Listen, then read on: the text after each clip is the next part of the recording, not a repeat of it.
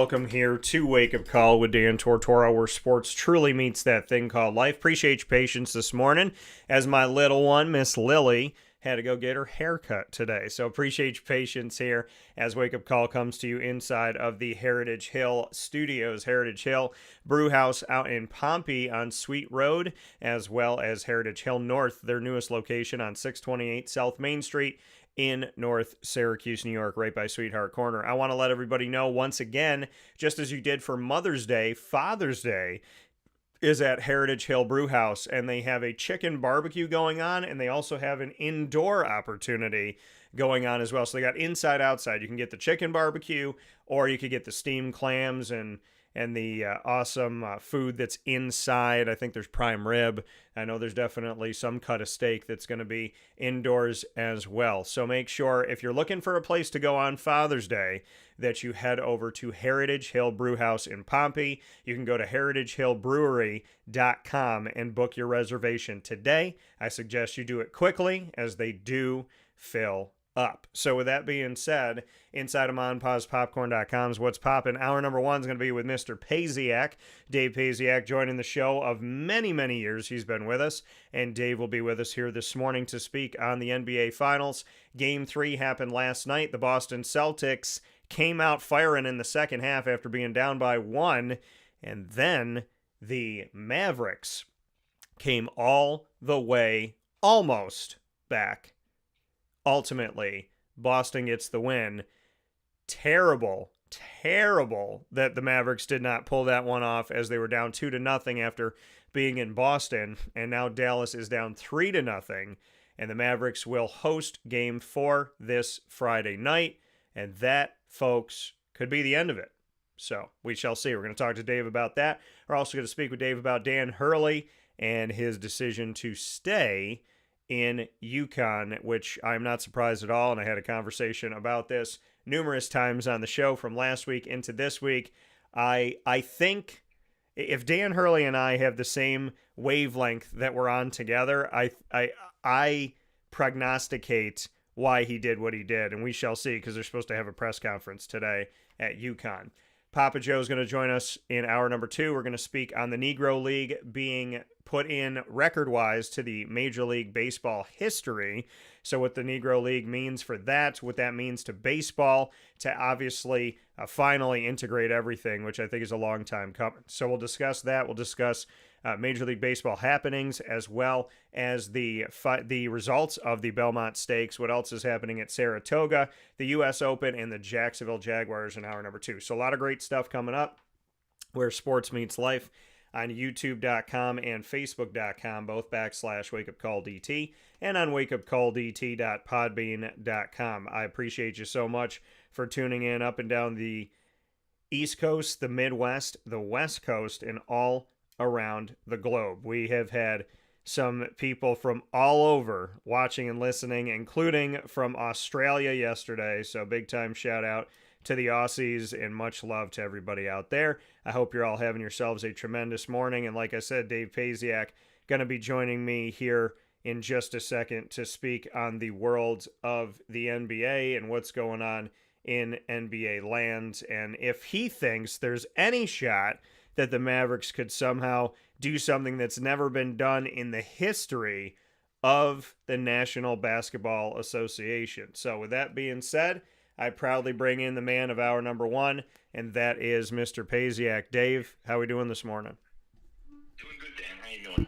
I'm doing well, and Dave, let's hop right into it. We will talk about Game 3, and we'll talk about the first couple games as well as the NBA Finals, as you and I spoke last week going into the NBA Finals, and now we're talking about being 3 games in. Is there any shot that this Mavericks team can do anything down 3-0? I mean, short of a plane crash, a COVID hitting the Celtics in the next 2 days, no. I mean, at some point, somebody's going to come back from an 0-3 deficit and win an NBA series, but it's not going to be this year. Boston, we talked about it. Boston is just, they've been the best team in the league. Dallas's chance to get back in the series was last night. down 3-0. It wouldn't surprise me if the Celtics close it out on Friday.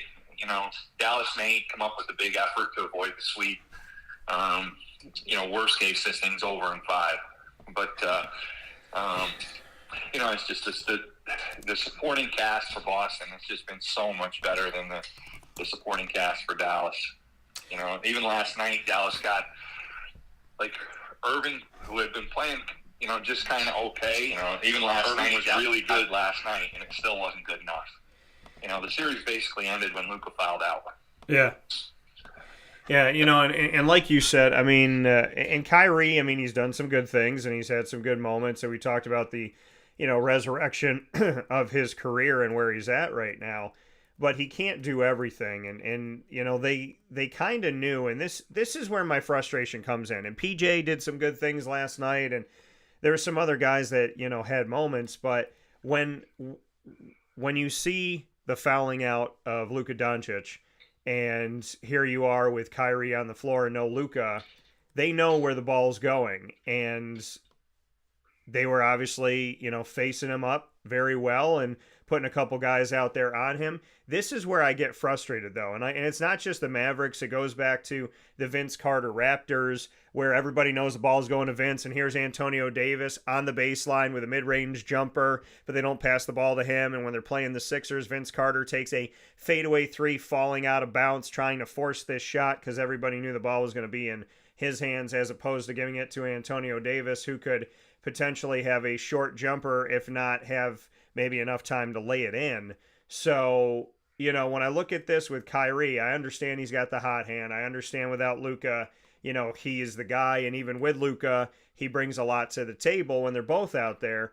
But do you get frustrated when, I know you want the ball in the hands of the player that, you consider your best scorer, but all these guys are in the NBA. And I would like to venture to believe that they can make a shot. There's a frustration that I see when a Kyrie or a Vince Carter or whoever's out there forcing up a shot when everybody knows the ball's going to be in their hands, as opposed to working it to somebody else. Were you surprised that Dallas, when they did have 20 some odd seconds, that Kyrie was forcing the shot as opposed to trying to work it to somebody else? Knowing Kyrie, knowing how Dallas plays, that's kind of what you expected to happen. Boston presents a lot of problems, for a team that plays the way Dallas does, because, they're very ball dominant with Kyrie and with Luka. They're not a big, ball movement, player movement team. It's more they play through those two guys, and the rest of the team plays off of those guys. And Boston, is really good individually defensively. So they don't, when Kyrie goes one-on-one, they don't command the double and command the extra help the way some teams would in that situation. And Kyrie wasn't, in those situations, isn't necessarily the most willing passer, whereas Luka, Luka made, before he fouled out, made some great looks, when Boston did bring help. But Kyrie, Boston's got 3 or 4 or 5 guys that they can run at them. So it's tough to create shots, but that's kind of how Dallas plays. When Luka fouls out, I don't think you're going to see Dallas start to play a completely different way with a lot of ball movement and space, screening and that kind of stuff. And Jason Kidd has never been a big adjustment guy as a coach. So you kind of got what they were, and with Luka not on the floor, that's not going to be a winning formula. The best hope they had, he fouls out. Maybe they can hit a couple of shots and steal a game with 4 minutes to go, but not to be. Boston, defensively and just in terms of their overall balance and contributions from the role players, it's been no contest. Yeah, and when we look at this and we look at what the scenario is I just put what happens in the 2024 NBA Finals. It's a poll that I'm currently putting up on the former Twitter on X, and I want y'all to vote in it. What do you think's going to happen? Celtics in 4, Celtics in 5, Celtics in 6, or do you believe that the Mavs will force a Game 7? You said worst case scenario is going to be that this thing is over in 5. You don't think it's going to go past 5 games. I don't disagree with you, Dave, but I'd love to get your thoughts on it a little bit more. Yeah, I mean, I'd love for it to go past 5. We got a sweep and a near sweep in the conference finals, and now we're looking at a potential sweep in the finals. So, I mean, I'd love for an extended 6-7 game series, but I think that if Dallas starts well on Friday, they may get to a point where, like, Boston hasn't played a lot of guys. They've trimmed it down to about an 8-man rotation. So, I mean, there could come a point in that game where, the Celtics kind of, okay, let's get to the finish line. We'll close it on Monday. But I think if Boston is in a position to win, into the second half, and they smell blood in the water, it could very well be over. And when it goes back to Boston, like if they do drop Game 4 and Dallas can force it to the 5th game in Boston, Celtics haven't lost more than 1 game in any series. And, in the first couple rounds, they had that one stinker game and responded to that by really slamming the door shut on the teams they were playing. And then in the Indiana series, the Pacers were in a position to win 3 of the 4 games, and Boston was just a better team at the end. They were aided by Luka fouling out, but I just think that team. We've talked before about NBA teams like having to endure the struggle and conquering the next round and conquering the next hurdle. And you go back through NBA history, and you saw that with Jordan, and you saw that with the Pistons, and you saw that with LeBron James, and to where the team, and you saw it with Denver a little bit, where where the team has to endure that struggle over a few seasons before they finally clear the big hurdle. You saw it with your Raptors. Yeah. So I think that Boston is so close right now. I think if they smell blood in the water Friday, it's over. If Dallas can start well and kind of open up a good working lead, then there's a possibility that the Celtics may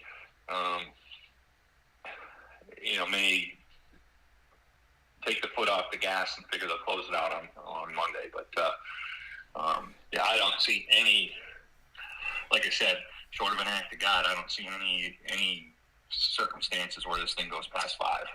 Yeah, and I mean, I think it was close. It was close last night. We go back to last night and we look at what happened. The Mavericks were up 51-50 at halftime, and then the Celtics came back and just went absolutely bonkers. I think it was 35-19 in the third quarter, somewhere around there. It got up to 41-19 in the second half. That Boston had put up 41 points, so they go from 50 to 91, and then we see, the 51 that Dallas had at halftime plus the 19 puts them to 70.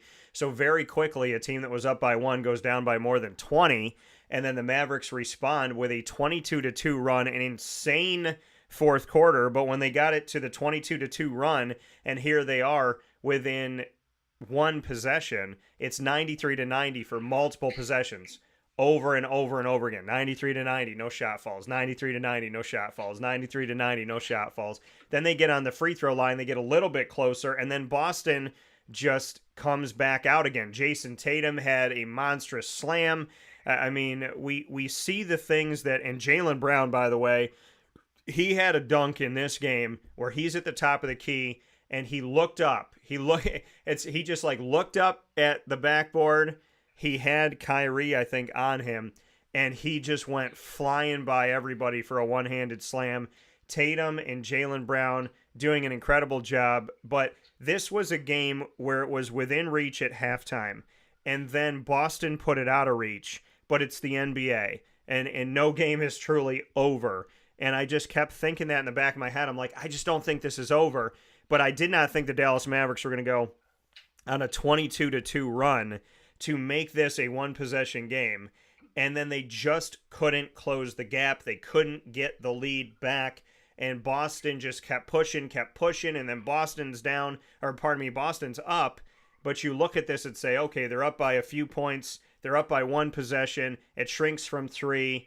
And now it's an even more manageable game at the point where, I don't even want to call it a manageable game, but now it's an even closer game. And yet Boston just did what they needed to do. And now all of a sudden they're up by 6 again. And now the game's over. They never, ever blinked in the second half. And I just, even when they were on the other side of that 22-2 run, Dave, this game was insane. And I just thinking about how Boston came out just flying off the handle and just hitting 3 after 3 after 3 to a point where anytime the shot went up, it was laughable that we're like, if the shot goes up, it's going in. It doesn't matter who shoots it. It doesn't matter where they are on the floor. And Dallas looked like they were well out of it. And then they come flying back into this game, but they just couldn't close the gap. They say it's a game of runs. Boston made one. Dallas made one. Boston sustained it. And that was the end of the game. Yeah, I think that, through most of the fourth quarter, I think, and a lot of credit to Dallas, really, really ratcheted up the defensive effort. But Boston kind of helped that Dallas run a little bit in the sense that they took a lot of, Pritchard took a couple of really tough shots. Yeah. A couple other guys, they really, I think they fueled that run with, Boston shoots more threes than anybody in the NBA, and that's kind of how they broke the game open in the third quarter. And then in the fourth quarter, they got away from that a little bit, and that allowed Dallas, or kind of played into and fueled Dallas's run. It's a really, like we say, the series is over, and in my mind, it pretty much is. But this is how fragile the narrative is. If Dallas is able to, come all the way back and steal that game, now they have a chance to even the series on Friday, and we've got a whole different narrative. Yeah. With Porzingis being dinged up, and if all of a sudden that thing got to 2-2 and heading back to Boston, the narrative is completely different in the Celtics. Now you start thinking about Boston getting a little tight in the shorts again because it might be slipping away. But as it is, and credit to the Celtics, and I really think Marzullo has done a great job in the playoffs with this team too. Well, all season really, but he was really maligned a year ago, and people didn't think. People thought he was the thing keeping them from getting over the top. I think the guy has really demonstrated the ability to make adjustments, to play through different guys and through different situations. I've been really impressed with the job he's done with this team, especially in the playoffs. And how they've closed out games, and things that they do that a lot of other teams in the NBA don't do at the end of games, like the fouling up by 6, which is, if you think about that, nobody in basketball does that except for maybe his team and my team. But when you work the numbers and everything, and then fouled up 7, keep shooting the threes. So I think he's done a really good job tactically at maximizing their chances to win in all of these close games that they've won in the playoffs. Yeah, and you got to give credit where credit's due. And like you said, looking at the Celtics head coach, and I also want to make mention of the fact that Joe Mazzulla, not only is he doing some good things out there, of course, coaching the game of basketball, but he also, Joe Mazzulla, I love the things that he's talking about. When they said, did you get an opportunity to see the royal family? And he's like, Jesus, Mary, and Joseph? And they're like, no, the royal family. And he's like, that's the only royalty I know. And then when they were asking him about some other things that were out there, and they said, what does it mean to you that there's, when you look at African-American coaches and it's been a long time to see 2 going up against each other and this and that. And he said, I wonder how many of them are Christian. And so I commend Joe Mazzulla of taking the giant spotlight that is on his team right now and using it to love God, comment on God, respect God, give God his flowers. So, I mean, to me, I think that's another amazing part. So Joe Mazzulla's got me tuned in because Joe Mazzulla is very, very clear about his faith and about what matters to him. And seeing that in today's world is awesome. So I got to say, Dave, I'm more of a Mazzulla fan beyond basketball, I would say.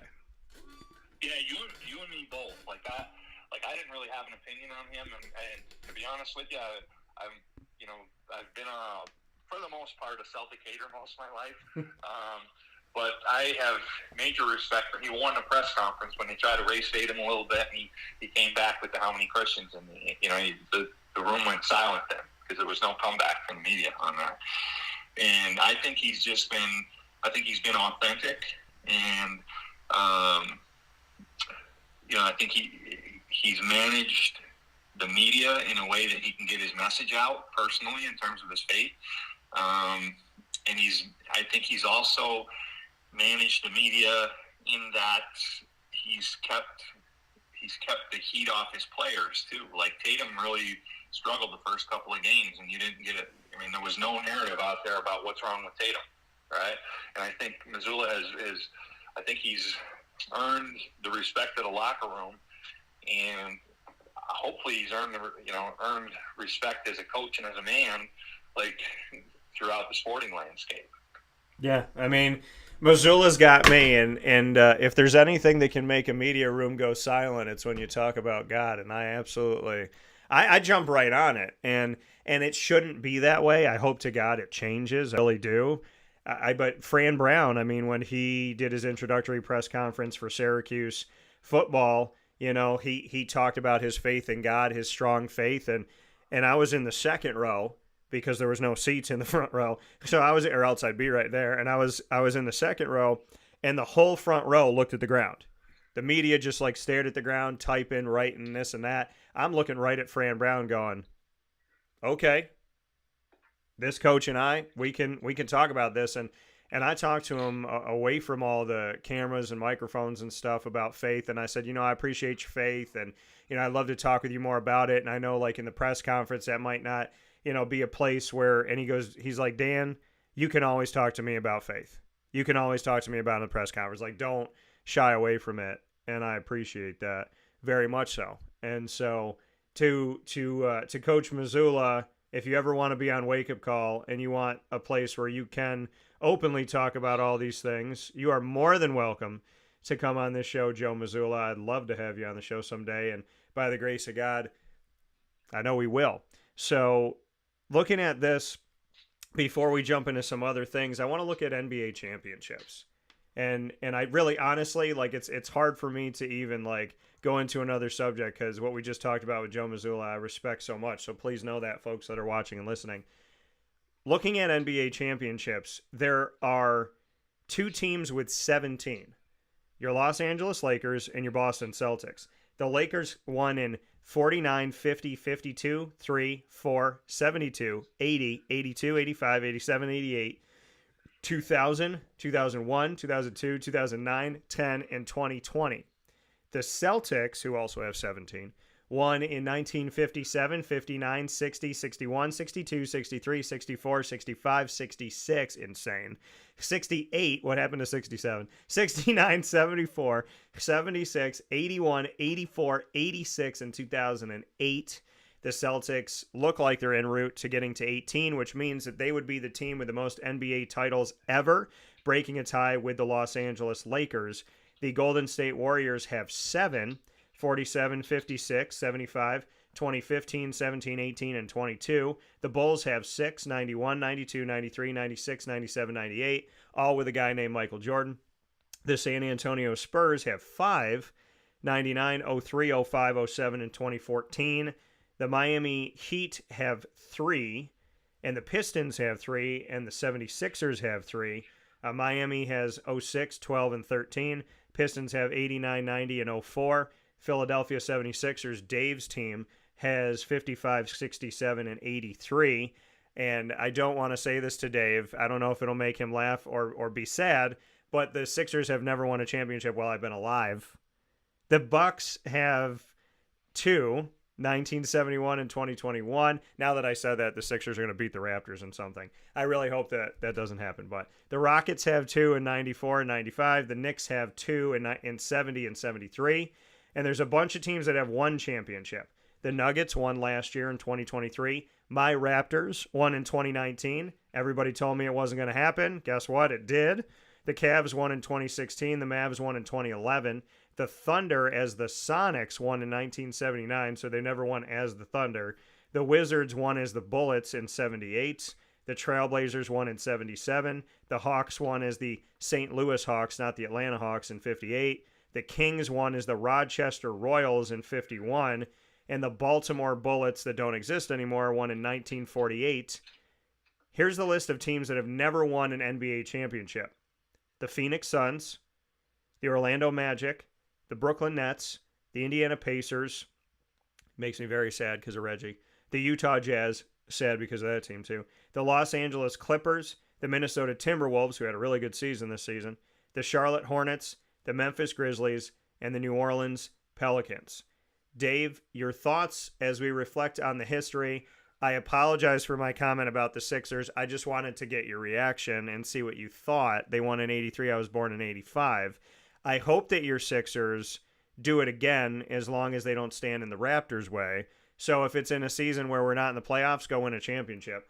But what's your take on where we are right now, knowing that Boston very well looks like they're going to be the single leader in NBA titles? I'd love to get your take on some of this history, as well as the teams that have never won a championship, if any of those surprise you. Yeah, a lot to unpack there. I know. We can go one by one here. Yeah. Yeah, well, in terms of Boston, you got to remember during the Cousy, Russell, Havlicek era, they strung together 8 in a row, which will probably, you hate to say never, but it's hard to envision anybody else in the NBA or, really any of the major professional sports now, but particularly the NBA. It's really hard to imagine anybody approaching that string, just because of the economics of basketball and when the Celtics strung those together. And when they got beat in '67, it was because of Will Chamberlain having a phenomenal once in a century season, and the Sixers beating them in the conference finals and then going on to win a championship. But this in that era where the Celtics strung together a bunch of them, there was no free agency, and you were a Celtic for life, or whatever team you were with. Yeah. There's very, very little player movement compared to today. So, and there were fewer teams. Fewer teams, fewer good players. It wasn't an international game like it is today. So, I think, and you look at it, it's been 5 years or 6 years or something since the defending champ has even gotten to the second round, or through the second round of the playoffs. So I think we're in an era where stringing together multiple titles in a row is extremely difficult. Yeah. I think, LeBron James's teams getting to the finals, I forget the exact total, but the number of years in a row that he was on a team that got to the finals, that's a remarkable accomplishment that you probably won't see anytime soon. But I think with free agency and salary caps, and it's just a really difficult thing to do, to string together multiple championships, which is why the Lakers and Celtics went back and forth in the Bird Magic era. The Lakers, they accumulated a bunch of titles there, and then earlier on with Jerry West and that crew. So and then in the early days in the NBA with George Mikan, who was the dominant player in the league, right? So I think for anybody else to approach that number, I think the Warriors are third. I mean, the Warriors, their run is probably the most recent example, and even that came to an end when they still had, Curry and Durant and Thompson and Draymond and all that. It is, so I mean, it's hard to string together, and it's salary cap and the money involved, the number of teams, the number of good players. Then you get ego and greediness, and you look at Kyrie left Cleveland, wanted to be the guy, and Durant left the Warriors. So I just think in this era, stringing together that many titles, for any other team in the league to approach what the Lakers and Celtics have, I think it's going to be a long, long time before any team other than those two comes close to that number. In terms of the teams that haven't won, some of those teams are relatively recent expansion teams. Teams that had, like the Pelicans, the Hornets this go around and everything. So those teams haven't been in existence for nearly as long a period of time, and just haven't hit the right, had the right combination of guys together. The Pacers were, they were a transplant from the ABA, and they were one of the marquee. And same with the Nets. So the Pacers and the Nets came out of the ABA, when the ABA and NBA merged, and they were probably the two marquee franchises in the ABA with multiple championships. And it hasn't. The Pacers have been close. I mean, the Nets have been close too. The Nets got to the finals a couple of times, but so they. Those teams have been close in the NBA, and they have championships in their history from the ABA days. Then you look at a team like the Jazz. Really the thing that separated them from a couple titles is Michael Jordan. They happened to be at their peak at the same time that Jordan and the Bulls were dominating the league. So there's a lot of timing there too, where teams that maybe. If their group of guys have been offset by 2 or 3 years, could quite possibly have a title, and just ran into a period of time where, there was somebody more dominant than them. So I think it's, like I said, a lot to unpack, and a lot of different aspects to, what allows a team to string together championships. Generally, you look at the Spurs. The Spurs had their run. The Spurs were beneficiaries of the lottery, right? So, they get David Robinson, and then he goes off and does his thing, and they get the second pick, or they get the top pick again and get Tim Duncan. Yeah. So they were able to put together, two Hall of Fame level, close, all-time great players that stayed in San Antonio, were good with being in that market, and they also had a coach in Popovich that they, it was a little rocky early in his tenure, and they stayed with him, and had some stability to the franchise, and so you had two cornerstones to build around, and a really good front office that was good at finding guys like Ginobili and Parker and whatnot later in the draft or free agency and whatnot, and filling the right pieces around them. So, but again, like that dynamic, it's tougher and tougher to replicate in pro sports today. So, yeah, and and like you said, I mean, it's just, this is something that's, I mean, you look at this history, and like you said, replicating it, what the Lakers have done, what the Celtics have done, what the old Yankees have done, what the old UCLA Bruins did in men's basketball. It's crazy to look back on this and to think like how dominant, and to look historically at the Lakers and the Celtics, and to know that it looks like the Celtics are going to pass the Lakers in doing this. And when I was growing up, when I was little, I was watching Magic Johnson and Larry Bird. Like, I remember some of my first memories of basketball were like tail end of Bird, tail end of Magic. And we speak about the history of basketball, and I would be wrong to not honor Jerry West, who passed yesterday, and looking at, the fact that he is, when you look at that NBA logo, for those of you kids and people anywhere in the world that don't know who that logo is of, that is a silhouette of Jerry West. And the Clippers put out a message, said Jerry West, the personification of basketball excellence and a friend to all who knew him, passed away peacefully this morning at the age of 86. His wife Karen was by his side. We got another message here from the Lakers that honored him here. NBA, well, let me see here. They put up a picture of him and said, honoring the legacy of Jerry West.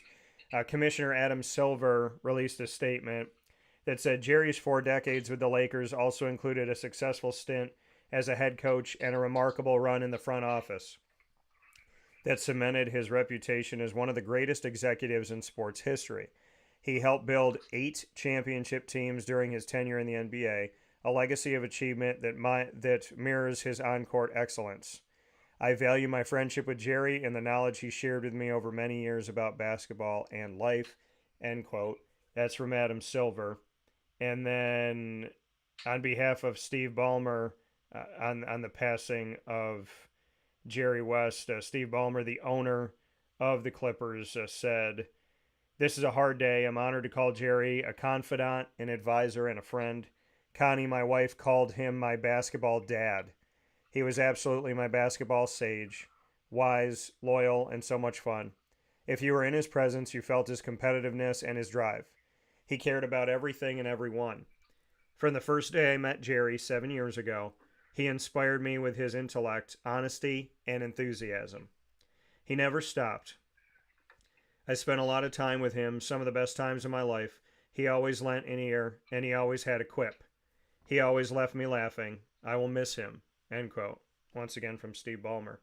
Magic Johnson put out a statement here, said, "Every time I achieved a goal or crossed a milestone, one of the first calls I received was when I started my business, was inducted into the Naismith Hall of Fame, was named Lakers president of basketball operations. He would always pick up the phone and give me a personalized call to congratulate me." Beyond his basketball accolades as a basketball player and NBA executive, Jerry West was a great man, a leader of men, fiercely loved his family and friends, and despite holding jobs with other franchises, he was a Lakers fan for life. Today is a sad day for basketball fans and sports fans across the globe.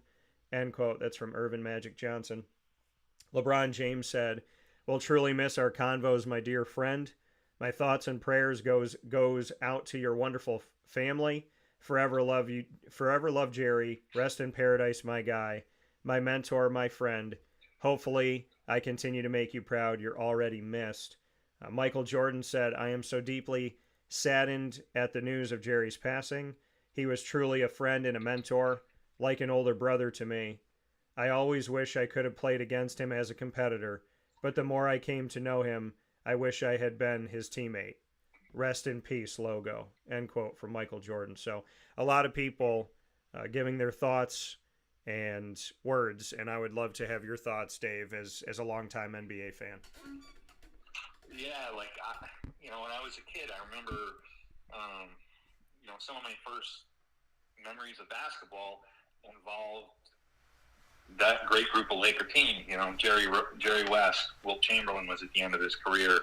Dale Goodrich, Elgin Baylor, that crew of Lakers, and they played the Knicks in the NBA Finals, and those are some of my earliest memories of basketball. And Jerry West towards the end of his career, and he and Oscar Robertson were like the premier guards in the league at the time, and a guy that was always what you see from him publicly, always a classy guy, and probably when you put everything together between player and then he had a coaching stint, and he's had tremendous success in the front office with the Lakers, and then then he went on to Memphis and was a part of that franchise, kind of taking a step forward. If you take the whole package together, it'd be hard pressed to find anybody. He's the logo, right? It's hard to find anybody that has, had the impact on the game for such a long period of time and at such a high level. And he's a guy that, like, basketball fans and NBA people are certainly going to miss. Yeah, and Jerry West, it's been around forever, and I think that you get to a point where you start to believe these people are timeless. You start to you think, like, Al Pacino's going to live forever, De Niro's going to live forever, Tom Hanks going to live forever, Tim Allen's going to live forever. I mean, in my world, Robin Williams, I was like, how can I be in a world without Robin? And you grow up around these entertainers and these sports players and these executives and whatnot, and they come to be known, and you just in your mind think that no matter how old they get, they're not that old and they're not going anywhere. And with Jerry West passing away, I'm happy that he got to pass at home. I'm happy that he got to pass, in his bed, and from what I'm seeing here. And I say that all the time, that no matter what happens in anybody's life, I hope that you live to be very old. I hope that you live a full life. I hope you live many years, and I hope that you have the blessing from God and the luxury of being able to pass in your sleep peacefully, and in your own home. So to see or a home, to see that from Jerry is at least that's peaceful, and that's heartwarming, and he's going to be missed, of course, and it's sad, but he's going to live on forever. And there's been all these conversations of changing the logo, and now I feel like you can't. I feel like now it was already a legacy, and now it's more of a legacy. So I think you have to keep it what it is. Before we jump out of here in our conversation, by the way, when I look at head coaches, I was just kind of looking at this too. Looking around, I mean, Jason Kidd being with the Dallas Mavericks is awesome because I grew up watching Kidd with the Mavs. Greg Popovich, speaking of, like, guys that you think are all, the guy's like 118 years old, but he's still coaching. And he's one of those guys that sticks around. I mean, you look at a guy like Steve Kerr and what he's done in his career, and I love that. Chauncey Billups, watching him play with Toronto for a little while, seeing him with the Blazers. I mean, when I look around the league and I see some of these names, I mean, Eric Spoelstra still with the Heat, which he's had a lot of longevity there. Doc Rivers, no matter who fires him or where he leaves, he always finds a job. He is with the Bucks. And, Billy Donovan, who is a Florida Gator head coach with the Bulls. As I look around this league, I'm always just kind of moved by the fact, well, I shouldn't say I'm always kind of moved. I moved today to look at the list of coaches and to see a lot of names that I watched play, or a lot of names that just always seem to find a way to catch on somewhere. And Dave, I got to ask you this before speaking of coaching, because we're going to talk about Dan Hurley, before we get into it, you took my coach, Nick Nurse. What do you think about Nurse in Philadelphia? I like Nick Nurse. I think, like, it was the right time. Like, Brett Brown was, like, the guy that took the Sixers through the process and, kind of shepherded that team, into a competitive level. And then he ended up being, like, the fall guy when they came up short in the playoffs. And, like, I just feel like Doc Rivers seems to be a really well-liked guy throughout basketball and keeps getting jobs and everything. And he's like, been able to, like, basically ride on winning a championship with Garnett and company with the Celtics. But, like, there was no step forward under Doc. Like, the franchise was, felt like it was treading water. Like, I know when Doc got hired, everybody thought that, this is a great hire, he's going to take us to the next level. It never really happened. Yeah. And so, like, Nick Nurse, I think, the thing I like about him is he's a little bit of an out-of-the-box thinker. And, like, when they won a championship with the Raptors and his tenure with the Raptors, I think he's a guy that, he's not afraid to do the unconventional things if it's what's going to work for his team. So, Yeah. it would have been nice to have a healthy Embiid all the season and into the playoffs. And it's going to be very interesting because I think other than Maxey and Embiid, I think the Sixers roster is going to flip significantly this offseason. But I think Nurse, I think, is a guy that can get the most out, and I think he did get the most out of Embiid and out of Maxey. And, prior to, a lot of people thought the Sixers were going to take a step backwards this year, after they got rid of Harden and whatnot. And really, they got bounced in the first round of the playoffs, but a lot of that had to do with seeding and the fact that, Embiid missed so many games. But when he was healthy and in the lineup, early in the season, the East looked like a three-horse race between Boston, Philly, and Milwaukee.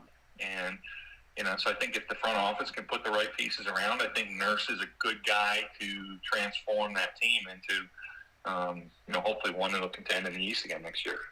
Yeah. So, we shall see, but I miss you, Nick Nurse. I very much do. I didn't know what type of coach he was going to be, and he definitely did more than I anticipated, and I was happy to be pleasantly surprised in that respect. Before we hop out of here, speaking of coaching, Dan Hurley has made the decision to stay with UConn. There's supposed to be a press conference today with the UConn Huskies. I am not surprised, Dave. I'm not going to load my response. I will tell you what I thought. I mean, I think we might have, but last week I had an entire thought about this, and then he went and allegedly met with the Lakers, and my thought has not changed. My going into the meeting with the Lakers, I said, this is why I think Dan's doing it. This is what I think is going to happen. And I'm not surprised afterward. But I don't want to put all that out there to you because I don't want to load your response. Are you surprised, not surprised about Dan Hurley meeting with the Lakers, turning it down? Allegedly, it was 6 years, $70 million. And we were looking at the fact that to his current contract with UConn, I believe is 6 years, like 32.1 before incentives. But would love to get your thoughts on if you ever thought he was going to the NBA or to the Lakers, or if you always thought it was going to be UConn. Well, I had an inclination it would be UConn, and I think he worked the Lakers a little bit because, if you believe what's out there, they are in the process of extending him again to $50 million. So. Hurley's a guy, he's like a type A guy, and he's made it known that he wants to coach in the NBA sometime. But I also think he's a little bit like Pitino when Pitino, moved from college to the NBA. I think he's a guy that you can't handle NBA guys the same way you can 18-year-old and 19-year-old college kids. And I think he's a guy that, part of him is I think is somewhat self-aware to that. So I think there's probably a little bit of he worked the Lakers and he's got some more money. He got more money out of UConn. He's an East Coast guy. He's a Northeast guy. So he's a guy that's down the line. I could see him, maybe the Knicks, the Nets, the Celtics, the Sixers, maybe Washington possibly, but that the Northeast corridor teams, if those jobs were to open up down the line, I could see him having an interest there. And by then he probably will mellow out a little bit, which would help him as an NBA coach, because I think if he were to make the move now, I just wonder if he would be a guy with a short shelf life. And NBA coaches in general have a short shelf life too. Yeah. The guys like Spoelstra and Popovich and Carlisle that and even Carlisle, who's he's probably a Hall of Fame caliber coach. He's even bounced 2 or 3 times in his career. But I think that as a college coach, that's the other adjustment you have to make going to the NBA. Hurley strikes me as a guy who wants to have he's a detail guy and intricate, how they play is very intricate and everything. And I think he wants total control over everything. And in the NBA, the players have the power. So you have to be able to manage players. In college, I think you're much more of the the chief executive or the dictator, however you want to put it. I think especially a guy like Hurley, who's had the success that he's had. It's going to be his way at UConn. With the Lakers, with an NBA team in general, he would have to cede some of that control, and I'm not sure he's willing to do that. So, I think probably you'll see him in the NBA at some point in his career, but I think right now he worked the Lakers. He appears to have gotten even more money out of UConn, and he can be at UConn for life if he wants to. Yeah, and that's exactly what I had said last week. I said you go and you meet with the Lakers in order to utilize that as leverage for your conversation with UConn, where you get more money from them because you could stay there for the rest of your life, coach for the next 20 years, and they'll build a statue of you. You can arguably put your name up there with Jim Calhoun, past Jim Calhoun, and be in the history of UConn that knows how to win on the women's basketball floor and the men's basketball floor. Maybe go down as the greatest men's coach that they've ever had there. So, in my opinion, this made easy sense of what I saw happening. And everything that I had prognosticated, if he ends up getting more money from UConn, then everything that I'm thinking has come to light. That he just used this as a positioning thing to help him in conversations with UConn, saying, they think I'm an NBA coach. They think I'm worth this much. What are you going to do for me? How are you going to get me more money and give me more job security if you want me to stay here? So I think that's what the move was for. I think that's what the conversation was about. I don't think he was ever going to LA, in my opinion. And I don't disagree with you that if he could go to the Garden, because he's coached in the Garden. UConn goes to the Garden, the Big East goes to the Garden. So I don't think, if there's a Knicks job that opens up or a 76ers down the road or something like that, that could be appealing to a guy like Dan Hurley. But to take on a drama queen like LeBron James, to know that Lakers team is not in good shape, to know that they might crater at some point when LeBron leaves and he's going to have to rebuild it, you can either get fired in the next 3 to 4 years or you can be at UConn for 20. So I think it was an easy decision to make, in my opinion. And I think this all just came down to what bargaining chips can he take from the Lakers to use against UConn. Yeah, I think there's a lot of truth to that. And to your point about the Lakers, look at Vogel won an NBA championship. A year later, he gets fired. Yeah. They bring in Ham. It doesn't work out as well as they thought. He gets fired. So there's a definite, that's the thing with coaching in the NBA too. You look at a guy like Budenholzer that did what he did with the Bucks. He gets fired. Yeah. Right? So, in the NBA, if it goes bad, it's not going. The players have, they're tied up with contracts. So most of the time, there's not a whole lot the team can do there unless they can pull off some kind of deal. And the front office, they're not going to take the fall for it. They're not. You very seldom see the front office people take the fall as much as you see the head coach take the fall. That's the easy move to make in the NBA. So, yeah. I do think he'll scratch that itch at some point in his career, probably with a Northeast team. And none of those jobs appear to be opening up real soon in the future. But I do think he'll scratch the itch at some point. But right now, $50 million, $70 million. He gave up 20 mil, if you believe the reports.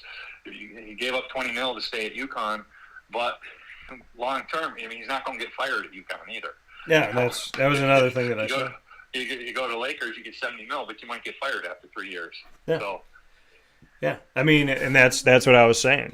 Who's going to fire him from UConn if he continues to have winning records, make it to the tournament? He doesn't have to necessarily win another championship. If he consistently goes to the tournament, you're not going to let this guy go. So, that's how I look at it. That's what I see from this. You and I are on the same page with that. So I'm not surprised at all. And the reason why these coaches keep getting let go from the Lakers is because the real head coach is LeBron James.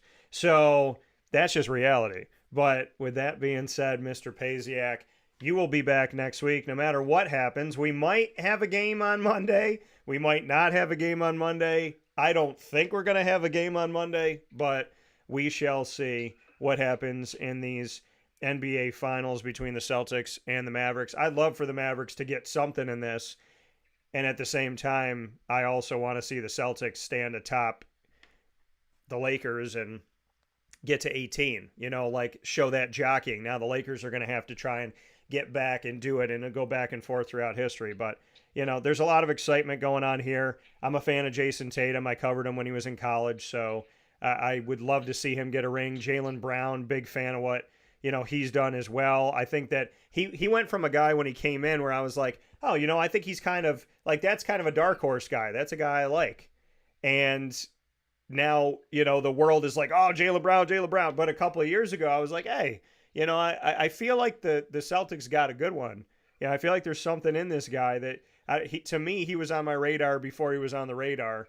And to see what he's doing right now is awesome. And Coach Mazzulla, keep talking about God, man. Your echoes are right here on Wake Up Call as well. So I hear you and I appreciate you. Dave, as always, I hear you and appreciate you as well. And we'll be talking no matter what happens next week. Sounds good, Dan. Look forward to it. All right, take care. Have a good day. You too. Bye. See you. That coming from Dave Pasiak one more time here on Wake Up Call with Dan Tortora, where sports truly meets that thing called life. Papa Joe coming up next. We're going to jump to a fast break here inside of the Heritage Hill Studios. And when we come back, PJ and I have a plethora of topics to talk about, a cornucopia, if you will, right after this.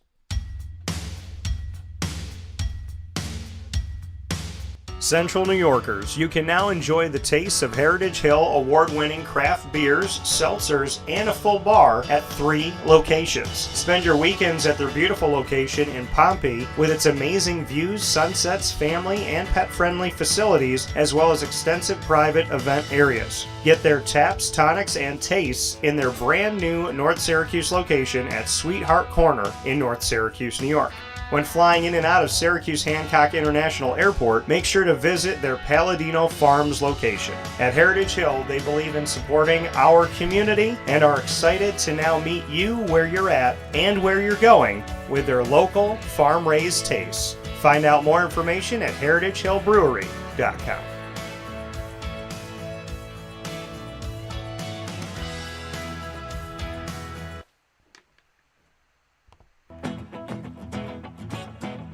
This is Amy from Mother's Cupboard, home of the whole frittata. We are open daily 6 a.m. to 1:30 p.m. For takeout orders, call 315-432-0942 and tune in to Wake Up Call with Dan Tortora for our monthly food challenge and try our Wake Up Call signature menu item available 7 days a week. Here at Mother's Cupboard, we are Central New York, and it's our honor to serve you.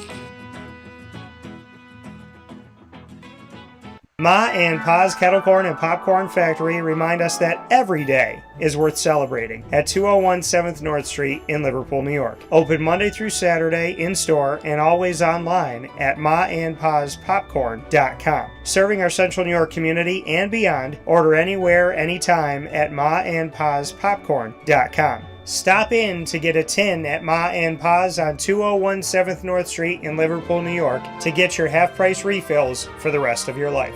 Come to Ma and Pa's for your holiday gift giving for family, friends, employees, and clients. And remember, for fundraising and events, to call 315-450-6272. That's 315-450-6272. Ma and Pa's Kettle Corn and Popcorn Factory. How corny are you? This is Jimmer Sikowski, owner-operator of Chick-fil-A Cicero, 7916 Brewerton Road in Cicero, right in front of the Home Depot.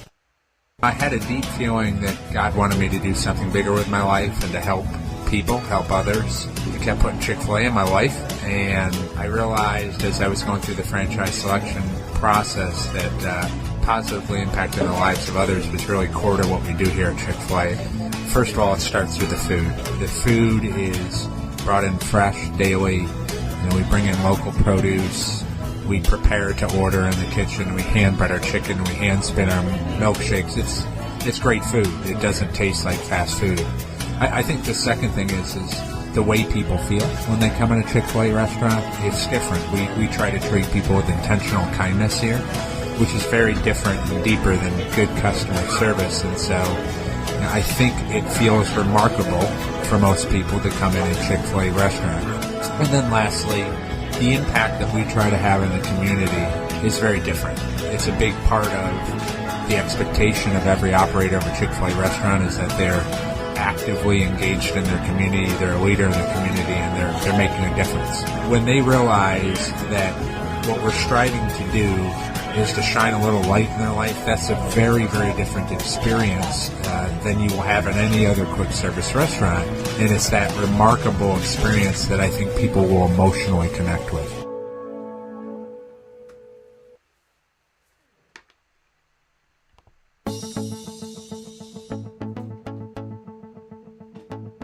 Avicoli's, located on the corner of Route 57 and Wetzel Road in Liverpool, New York, has been your trusted neighbor for decades. Located just steps from Liverpool High School, we're happy to have the Liverpool Warriors on-site, on-location broadcast at Avicoli's through Wake Up Call with Dan Tortora every single month, featuring student athletes, coaches, and administration throughout the year from Liverpool High School. Head out to Avicoli's today on the corner of Route 57 and Wetzel Road in Liverpool, New York, open Tuesday through Sunday for lunch, dinner, and drinks. We'd love to see you out there. And of course, you can call them at 315-622-5100 for takeout, delivery, and catering. That's 315-622-5100. And also find them on myavicolis.com. That's myavicollis.com.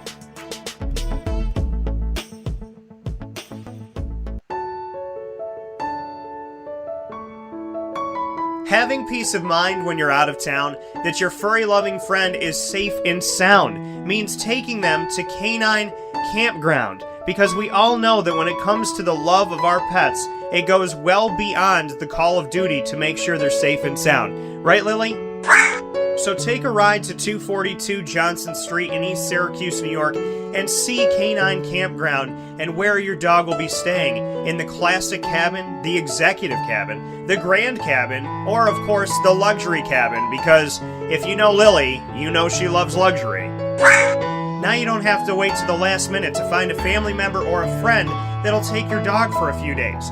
Call Canine Campground at 315-299-4013. That's 315-299-4013. Their drop-off and pickup times are Monday through Sunday. Check K9campground.com for more information. That's the letter K, the number 9, and campground spelled with a K.com. K9campground.com. When you're going out of town, bring your dog to Canine Campground.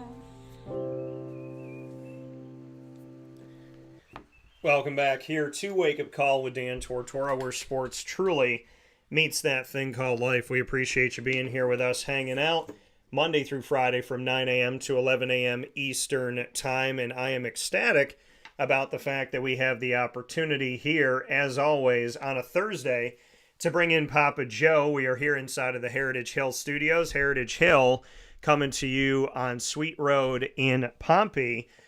And this weekend for Father's Day, you can go out to Heritage Hill in Pompey on Sweet Road in the rolling hills of central and upstate New York and enjoy an incredible, incredible time with just absolutely wonderful food, wonderful service, wonderful, wonderful views. I mean, to me, if you're going to do anything for Father's Day, you need to go out to Heritage Hill Brew House. So do that. You can go to heritagehillbrewery.com right now. Do it right now, I'm telling you, because you got to reserve time.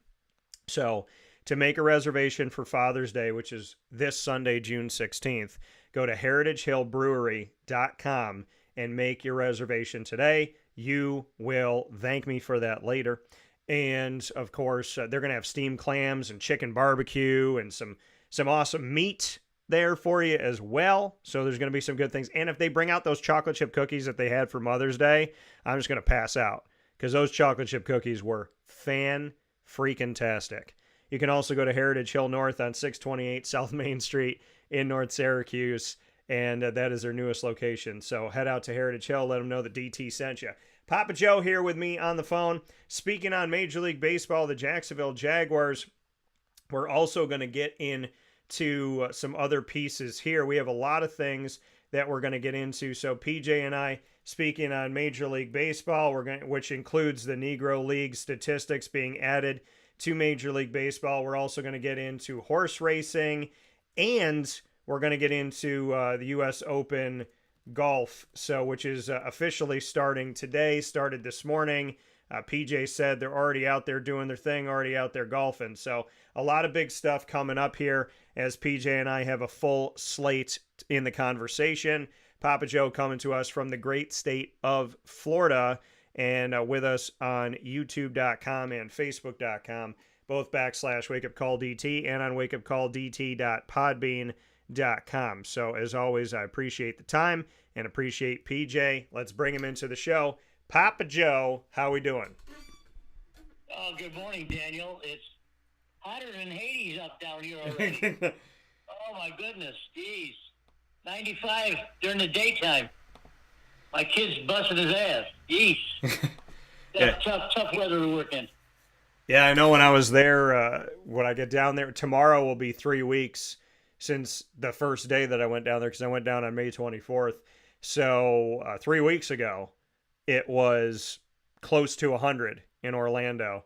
So, and that's crazy. It's absolutely crazy. But it's not atypical, because in May, believe it or not, because I know people think July and August, which it is hot, but in May, down in New Orleans, it was stale, hot heat back in 2006? When it was, May 2006, it was 96 degrees in May. And so I'm not surprised that the South has this hot weather right now. I heard you all been getting some rain, so hopefully that rain has been helpful and done some good things, and hopefully the weather will cooperate for you, PJ. Yes, it is. That rain, unfortunately, didn't bother us. That was a South Florida, mid-Florida kind of deal, and it just sort of swept through and didn't bother us, thank goodness. A lot of flooding and stuff. Yeah, so hopefully everything's all right for everybody down in Florida. Please stay safe, and I love you. Florida, you know you're my second home and second hub of my company, Dan Tortora Broadcast Media, which includes Wake Up Call, Do Diz with Dan, and more. And, of course, my co-host of Two Mics No Filter. We just aired a new episode, which you can currently watch on Facebook. You will be able to watch on other channels and listen to. Two Mics No Filter, my partners down in Florida, Andrea Smith, and we just did our newest broadcast where we read crazy dating stories off the internet that were absolutely interesting. So make sure you check out that show with Andrea and I. PJ, the first thing I want to get to me is extremely important. The Negro League back in the day did not have a connection to Major League Baseball. It was a clear disconnect, a clear place of a line drawn between one race and another. We know that Jackie Robinson and others helped to break that barrier, but the Negro League for a while functioned as the home of African Americans who were not allowed into the major leagues.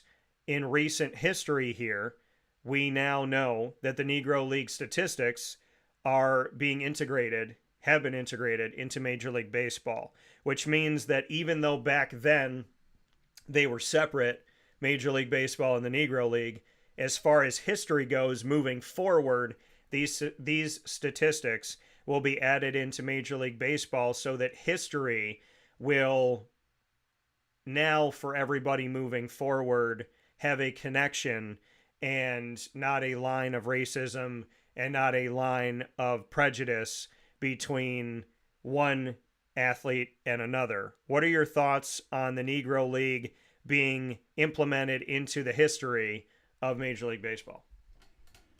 It's long overdue, Daniel. I go back a long way with baseball. You know that. I mean, I've been listening to baseball for 70 years. And although the black players back then, just like the white players, if I can just sort of say that, back in the days when Babe Ruth and Ty Cobb were playing, as opposed to Josh Gibbs in the National Stage, statistics were very difficult to keep then. mean, certainly there was no computers or anything like that. You almost had to have a person doing it by hand. Somehow, the Negro Leagues managed to put together a nice list of accomplishments and statistics that I think were welcomed by baseball. And most of the black players in the game today, or the brown players too, they appreciate what those guys did back then. And you really don't know how good these guys really were until you started getting into the statistics. The only one, as I say, the one that I followed a lot back then was Satchel Paige. Of course, he pitched in the American League for a while, not very long, but enough to, in his 40s and 50s, throw a few innings here or there. Yeah. But the player that really was essential to the success of the league was a gentleman by the name of Josh Gibson. I mean, this guy was a killer. I mean, this guy was 6'1", 210 pounds. He was a catcher. Bounced all over the place, hit home runs, consecutive, everything. He did it all.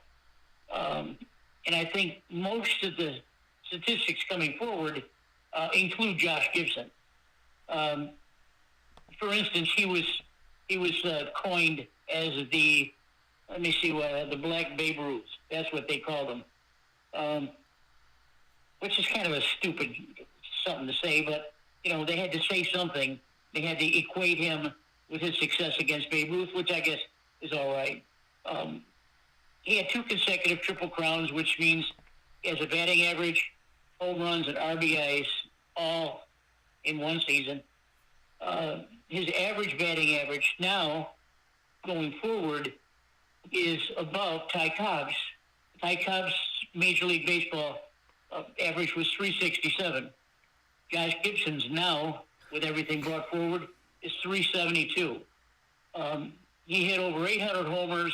Some of them weren't even listed because, again, statistics back then weren't really that good. He had a 17-year career. He hit over 800 home runs, but I'm not sure that is going to be brought forward. I think they're going to try to be real careful with that, the home runs. The unfortunate part about Josh, I mean, even though he was a beloved player, and it wasn't just the white people watching the black people play. The black people watch the white people play too. I mean, it's not like it was really, really, really segregated. They just couldn't be on the same team together for some old archaic rules of our life almost destroyed these people. And he overcame that. And because he was so good, he was a jewel to watch. Now, I knew about him when I was growing up, but I didn't get many information on him. Of course, on Babe Ruth, I was reading about all the time, Mickey Mantle and Ty Cobb and all these guys. But there wasn't a lot on Josh Gibson. I had to go to newspaper articles. I'd always get the baseball magazine almost every week. My mother used to pay 10 cents for me to get it every week, and I'd be looking up some statistics of his in there. He was an incredible player, just a hard-nosed, tough player. The sad part about a Josh Gibson is that he died when he was 35 years old, and he died of a stroke. So imagine what he could have done had he replaced Satchel Paige in the baseball, and even Frank Robinson, or Jackie Robinson. So Josh Gibson really would have taken the baseball by storm had he had a chance to play. But it's unfortunate he had to die at such a young age. Yeah, and we look at things, history like that. I mean, Ernie Davis dying of leukemia at 23. Just hearing about these stories, and there was a time in history where people passed away of things very quickly, and there wasn't medical answers for it. My G-mama that I talk about all the time, my grandma on my mom's side, her mother passed away after having her. My great-grandmother passed away of the flu. And you think about the flu now and all these different variations of the flu, and people think, I get the flu, I'm going to feel sick for like a week and then I'll be okay. And my great-grandmother passed away from it. So when we look back in history and we look back at these things, it's really sad to hear about those that passed away, especially at such a young age. But what I'm happy to see is that, even just to call something the Negro League, it just sounds racist. You don't have like the White League, the Negro League. Like, that just doesn't make any sense. And to me, historically, going through segregation, be it in sports, be it in a classroom, be it at a workplace, it's crazy. And I say this to people all the time. To me, God did a test. God could have made everybody look the same. And he did not. And I think that was God's test of saying, if I make all my children look a little bit different from each other, depending on where they come from, speak different languages and all this stuff, if I disperse them and have them be different, how will they connect with each other? Will they see that there is a commonality among the human race? There is a commonality among beings with souls in general, dogs and cats and humans and birds, that links them all together. Will they find those links? Or will they simply look at the exterior and judge it? And unfortunately, there's people in history that were on the wrong side of it. They looked at the exterior and judged it.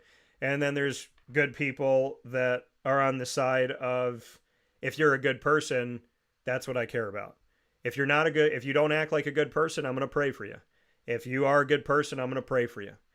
And seeing the Negro League put into Major League Baseball history is a beautiful thing. I think that baseball's Hall of Fame, there should be an honor of every good player that's played. I think that the history book should show everything that we've seen up to this point. I think history is history, and you cannot segregate history. You shouldn't. So to see this happen, the easy answer is it's about darn time. And I'm happy to see it. I'm happy that I did not have to see this segregation, because I know that would have ripped at my heart. But I'm also sad that I didn't get to see some of these players that played, be it in the Negro League or when there started to be integration. And if our books can now adequately show people of any age who these players were and what they stood for. I mean, what is baseball without Hank Aaron? What is baseball without Jackie Robinson?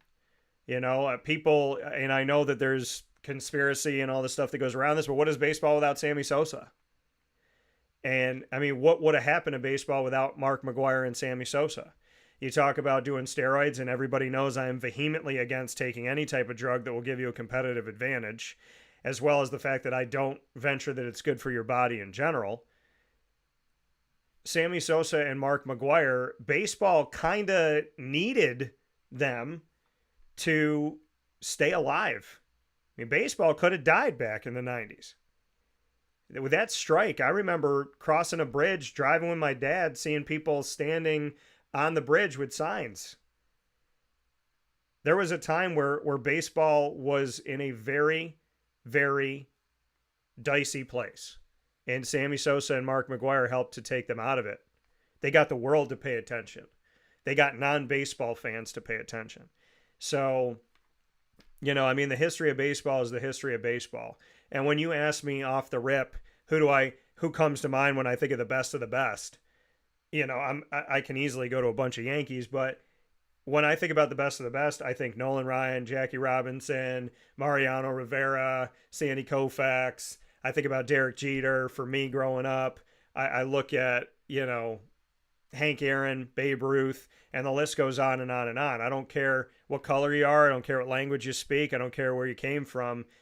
Baseball is better because of a lot of people that are a lot of different colors, a lot of different languages from a lot of different nations of origin that came together to, in different eras of baseball, make baseball what it is today. And today it is a melting pot.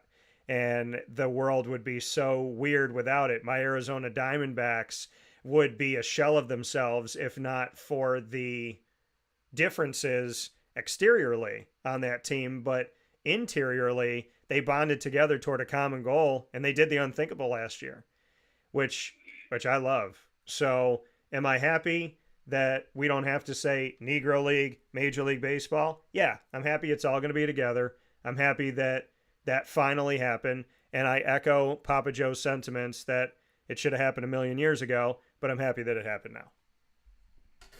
That's true. One other statistic, too, I want to throw in there, too. Besides Josh Gibson doing what he was doing, he had a slugging percentage of .974, which is also first. So you're going to see Josh Gibson at the very top of most all of slugging statistics with baseball. And I'm probably going to pull that up one of these days and maybe print out some information just to understand a little bit more. So kudos to everyone that got it done. Yeah, and shout out to everybody, including Josh Gibson, who you spent a lot of time talking about today, and I appreciate that so very much. And shout out to his history, and hopefully people learning about that history and his unfortunately passing away, like you said, at 35 years old back in 1947. May he rest in peace, and may his loved ones be at peace and all be connected through God, even in death, as I always say, because Jesus destroyed our death and restored our life by rising. Getting into Major League Baseball, Papa Joe, and what's happening today, what's happening right now, I always unleash you on the baseball front to tell us what's going on in the world of baseball. And for everybody that's watching and listening, maybe for the first time, every single Thursday, PJ helps baseball to come alive here on the show, as well as other topics, and brings us through baseball to give you a crash course in where the standings are, where teams are, as well as statistically where things are. So if you don't know what's going on in baseball, or you missed the last few days, every single week, Papa Joe makes sure that you know what you need to know to help you move forward and have the current happenings. So I love it. It's like chapters in a book. Every single week we get to add a chapter in the book of that season of baseball. So PJ, let's add another chapter. The Yankees are still in first place of the AL East at 49-21. The Philadelphia Phillies are 46-21, and they're still in first place of the NL East, and they are still leading the National League. So the teams that were leading last week continue to lead. I would love to get your thoughts on what's happening in baseball. Okay, we'll start with the American League East, and I'll run through all the standings and then run through some stats, and then I'll flip over to the National League. Yeah. As you said, the Yankees are 49-21. Baltimore is second at 45-22. They're 2.5 games back. Boston, Toronto, and Tampa Bay are far back, don't have a shot at anything. The good thing about this particular division right now is both of these teams are really good. As a matter of fact, Baltimore may be probably in the top 3 teams in baseball. But both New York and Baltimore were both 8-2 last week, and they're starting to creep away. New York's batting average is 2.56 or 256. Their 2.89 ERA is leading the American League. Ergo, that's why they're in first place. The Central Division, we got Cleveland running away with things still at 43-23. Kansas City's trying to stay close at 39-30. They're 5.5 games back. Minnesota's hanging in there, 36-32. They're 8 games back. Minnesota can still play with these guys, so I don't. This division isn't over by a long shot. Let's go to the West, where we got Seattle's leading everything at 40-30. Texas is 32-35. They're in second place. Isn't that awful? 6.5 games behind. And Houston's making a huge move to 31-38. They're 8.5 back. Yeah. They're starting to hit the ball. They're starting to pitch a lot bit better. But Seattle was 7-3 last week, and that's why they jumped ahead a little bit more. Houston is leading the American League in hitting at 259. However, their ERA is 4.18. They're not going to win too many games with that. Average-wise, Bobby Witt from Kansas City is hitting 326. Soto from the Yankees hitting 317. Aaron Judge is hitting 306. You don't think of Judge as being a contact hitter. He's doing it this year. He's hitting 306, and he's leading the home run barrages with 25. He's leading the RBI with 62, tied with Jose Ramirez of Cleveland. There's a good chance if he continues on this track, although I doubt it, but it's possible that we could have a triple crown winner with Aaron Judge. He's dominant. I mean, he's so big, he can miss a pitch and hit it out. So it's the ball hard everywhere. Seth Lugo, Kansas City, still leading in wins. But Carlos Rodon from the Yankees tied them. They got 9 wins. Tanner Houck from Boston has surged to the front in the ERA. He's got 1.91. Don't know much about Tanner, but he's pitching real good for Boston. Emmanuel Place from Cleveland has 20 saves. That leads the American League there. Let's flip open to the National League, where we have Philly, is correctly stated, is 46-21. Last week they were 7-3. That's a big problem because Atlanta is still 36-30. They're 10 games behind. This team was supposed to rival the Dodgers for supremacy in this league. They've lost 5 in a row. They were 3-7 last week. They're 10 games back to Philly. I tell you, they better ratchet up or they ain't going to make it. But Philly's leading the National League in ERA with 2.94. Perfect. For the Central Division, we got Milwaukee's 40-28. Pittsburgh, Cincinnati, St. Louis, and Chicago are all about 7 games behind. Cincinnati sort of squeaked in with these guys. They were 8-2 last week. They're doing exceptionally well. This division is not over with by a long shot. Yeah. All 5 of those teams can hang in there. Let's go to the West, where we got LA leading at 42-27. So. San Diego's 37-35. They're 6.5 back. San Francisco's 34-35. They're 8 games back. And your Arizona boys are 32-36, 9.5 back. That's tough to make up. San Diego's leading the league in hitting at 262. I didn't think I'd see that. Why? Because their pitching is so poor. The Dodgers are leading the ERA at 3.26. The Dodgers are also hitting 258, a little bit below San Diego, which is why they're in first place. So for average, you got Marcell Ozuna from the Braves is hitting 320. Also, Luis Arraez is hitting 326. He's playing for Miami. The home runs, Ozuni's leading at 18. He's got 55 RBIs leading that category, too. In wins, Ranger Suarez from Philadelphia has 10. Now, listen to this. You got Ranger Suarez with 10 wins, Zach Wheeler and Aaron Nola with 8 wins. At 28, at 18, that's 26 wins. 26 of 46 wins from Philadelphia. These 3 guys are 1, 2, 3 in wins in the American League and National League. That's why Philly's in first place. Yeah. Suarez is killing it with an ERA of 1.81. Ryan Hensley of St. Louis has 22 saves. There's a lot to be said with things are moving quickly here, Daniel. But one thing I got to mention is that the teams that are so poor, Miami is 23-44. That's not quite so bad. But Chicago White Sox are 17-52. And at one point last week, they had a 15-game losing streak. Yeah. Now, with that being said, I'm going to jump into something else, which means there's going to be a lot of trade debt. The trade deadline is on July 30th at 6 p.m. And guys are jockeying a position now, waiting to see what can happen. There's going to be a lot of activity. And certainly, there's 2 players from Chicago.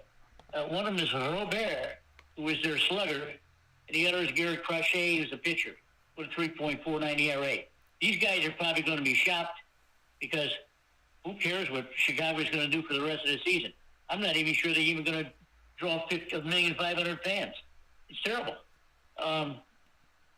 In some trade activity last week, this kid's a good player. His name is Kevin Biggio. He's the son of Greg Biggio from Houston. And those 3 kids, the Biggios, Bichette, and Guerrera, all played for Toronto for the last 5 years. But they had to break them up because Biggio wasn't holding up his end, and they got some value for him. So they shipped him to where? Los Angeles Dodgers. Yeah. Dodgers don't need any help with anything, but this kid's going to make them even bit better. I know that Realmuto was a catcher for Philadelphia. He blew his knee out. That's gonna hurt them quite a bit. Even though Philly's probably got a couple catchers lined up, they're going to have to get something else. They need something. They need a first-line catcher because he was a stud. See, some of your Dodgers, some of your Mets are actually in the trade bait. I heard this yesterday. Pete Alonso from the Mets is being shopped around. Pete isn't the quickest guy in the world. Go Gators! He's a really nifty first base, and of course he hits the hell out of the ball. I've also read that Houston is shopping their slugger Kyle Tucker, which I hope they don't do because he's a hell of a player. And Framber Valdez, who I thought was untouchable. This year he's struggling, and they got him shopping too. So you got some activity going, but there's going to be a lot of things grinding. You're probably going to see some serious trades here in the next couple of weeks, probably. Yeah, I'm looking at some of the stuff that's up here right now, and you bring up Pete Alonso, and for those of you that don't know, here in the studio, just off camera, I have my Pete Alonso bobblehead, my Funko Pop figure of Pete Alonso. So I am a fan of Pete Alonso and Jacob deGrom. They're the ones that got me into watching the Mets. I am a Diamondback fan, but I do have sympathy for the Mets and the Yankees, so I do cheer them on when they're not playing the Diamondbacks. And Alonso right here in the building here in the Heritage Hill Studios. Speaking of Pete Alonso, looking at potential places where he could get traded to, I'm looking at some of the stuff, and within the last couple days here, what some of the reports are out here. So the Yankees have been brought up. The San Francisco Giants have been brought up.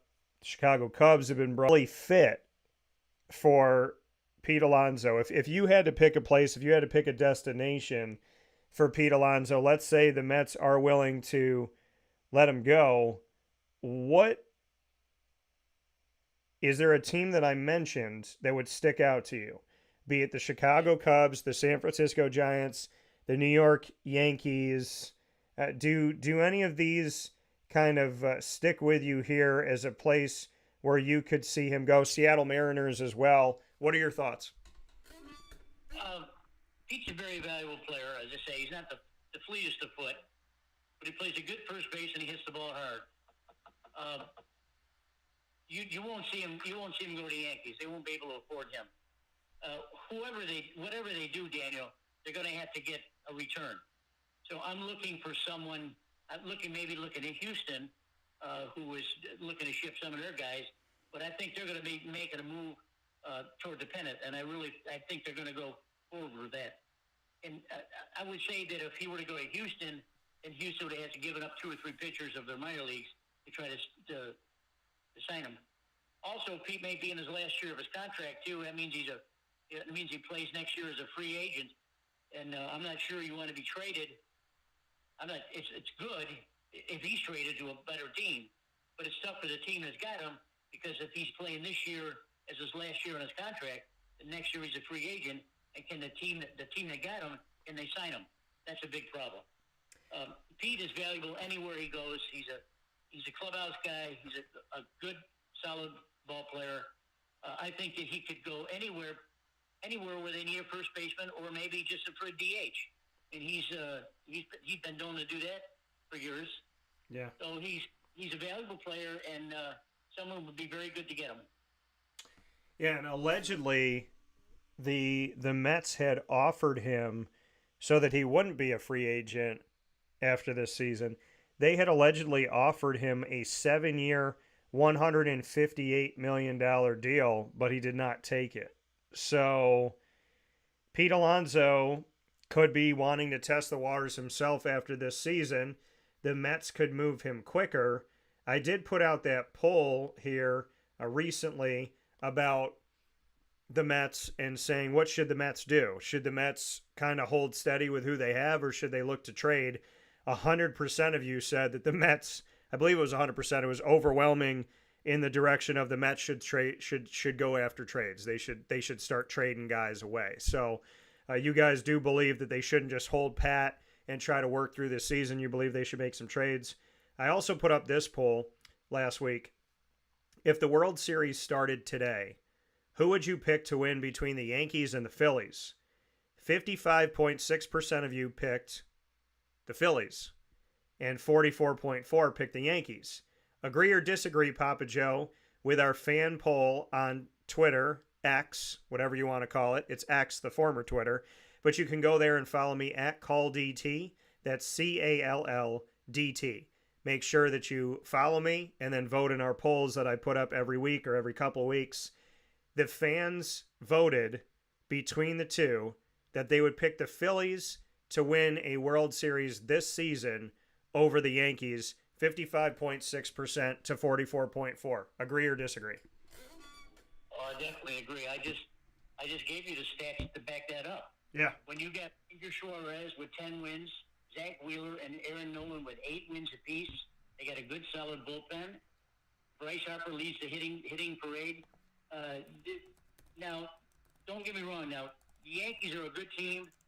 As I said, they're leading the American League in an ERA, which is kind of hard to believe because Garrett Cole's not pitching yet. That's tough. That's tough to overcome.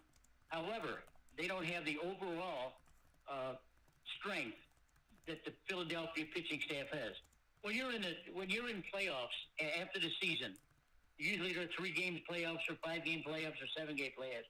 If you have 3 of your studs that are still pitching and pitching well, you got an overwhelming chance to keep going all the way. So I got to look for the Yankees to step it up a little bit on the pitch again. They certainly can score enough runs with Judge and his boys. Now Soto's back playing because he was hurt last week for a while. Now I definitely agree with Philadelphia on that. Yeah, so Philadelphia, they look to, and the thing is, the Yankees have been doing all of this, having all this success without their ace, Garrett Cole. And in his return, can this team get even better is the question. Sometimes when you get that all-star back and the team's doing well without him, it messes with the dynamic in a negative way. Sometimes it takes a team that wasn't supposed to get this far without Garrett Cole, and when he comes back, it makes him even better. I did just put out a poll, and I'd love for y'all to vote in it on X, once again, at CallDT. That's CALLDT. Go there and make sure you click follow and vote in this poll. Who do you predict will win the AL West division here in 2024? Seattle currently leads the division, followed by the Texas Rangers and the Houston Astros. But as PJ said, and as I believe from the beginning, the Astros starting off flat and not having a really good entrance into 2024. Them and the Chicago White Sox, not great records. Houston, surprising. Chicago, probably, maybe not. But Chicago's continued to falter. Houston has not. Houston's found its way back up. And so in the poll, you can vote right now. Who will win the AL West division? Seattle Mariners, Texas Rangers, or Houston Astros? If you had to pick today, who do you think will win this AL West division in 2024? Early polling is 100% Seattle, that the team that is leading will continue to lead. PJ, who do you pick? I don't like Seattle for this deal. I know they're playing well. I say they're 7-3 in their last 10 games. They're 40-30 on the year. I just don't think they match up at going forward with the rest of the teams, especially Houston and Texas. Houston, believe me, is going to be there. They're going to start chipping away at things once they start maybe meeting Seattle head on, maybe try to steal a series here and there. But I still look for Houston or Texas to take that division. Yeah, so we're looking at this right now. The Seattle Mariners currently are leading it. And then we have the Texas Rangers, like I said, to follow, and the Houston Astros that have found a way to put themselves in better positioning right now. And we'll see what's going to go on from here. But this has been definitely interesting to see where everything has kind of shaken out here with these teams, and you could feel free to vote in the poll. It should be on our live feed here on Facebook.com/WakeUpCallDT, and it is live on X, the former Twitter, @CallDT. That's CALLDT. Early polling says Seattle. Papa Joe says he's going to go with Houston or Texas. We will be back right after this fast break inside of the Heritage Hill Studios as we switch gears to horse racing. We talk about the Belmont Stakes and what's coming up in Saratoga this season. Then we'll get into the U.S. Open for golf, which started this morning, and the Jacksonville Jaguars. More coming from Papa Joe inside of the Heritage Hill Studios on Wake Up Call with Dan Tortora. Stay right here with us.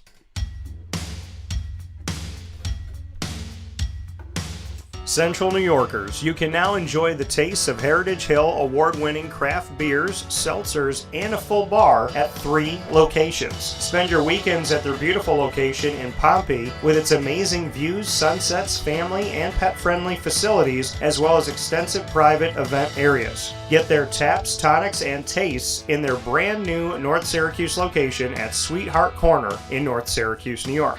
When flying in and out of Syracuse Hancock International Airport, make sure to visit their Palladino Farms location. At Heritage Hill, they believe in supporting our community and are excited to now meet you where you're at and where you're going with their local farm-raised tastes. Find out more information at heritagehillbrewery.com.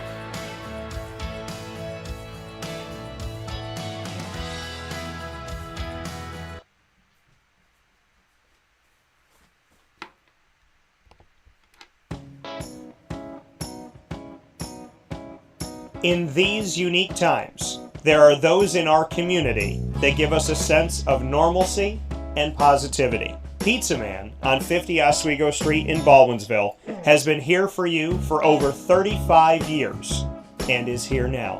Call 315-638-1234 or order online at pizzamanbville.com to bring those familiar tastes into your home. And remember to come see our monthly on-site broadcasts centered around the community and our Baldwinsville Bees.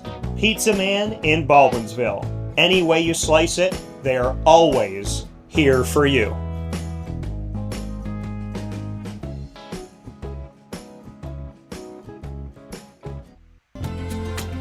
Looking for your next ride?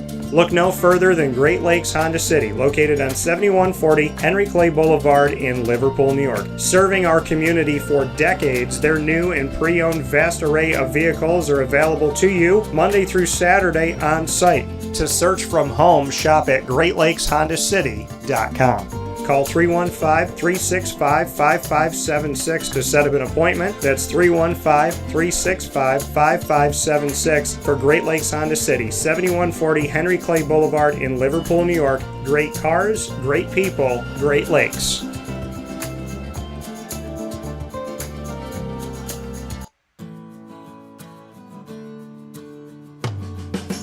Our corporate purpose at Chick-fil-A is to glorify God by being faithful stewards of all that's entrusted to us and to positively influence all those who come in contact with Chick-fil-A. And what became increasingly clear from our success in Cicero is that people love Chick-fil-A. And also I think we recognized that we had a great opportunity to grow the brand and grow our platform. I felt incredibly grateful when I was selected to be a Chick-fil-A operator. I think what it's meant for me, what I've come to realize on a very deep level is that this is a calling for me. It's not a career, it's not a job. The Lord called me to be a Chick-fil-A operator and to use these restaurants to glorify Him and to positively influence other people. I'm blessed. I'm very blessed. Head to Chick-fil-A Clay on 3974 State Route 31 in Liverpool, New York. Carvel DeWitt, it's what happy tastes like. Do you know why? Because we make ice cream. Creamy, rich, flavorful ice cream. Not yogurt or iced milk like some of our competitors. Ice cream. Fresh, by hand, daily. For the calorie conscious, we have something new for you. Our new Carvelite. Same great flavor, creaminess, and texture of our regular ice cream with only 35 calories an ounce. So whether you want an ice cream cake, flying saucer, dasher, carvalanche, hard or soft ice cream, we will satisfy your craving with our fresh, handmade regular or new Carvelite ice cream. Carvel DeWitt. It's what happy tastes like.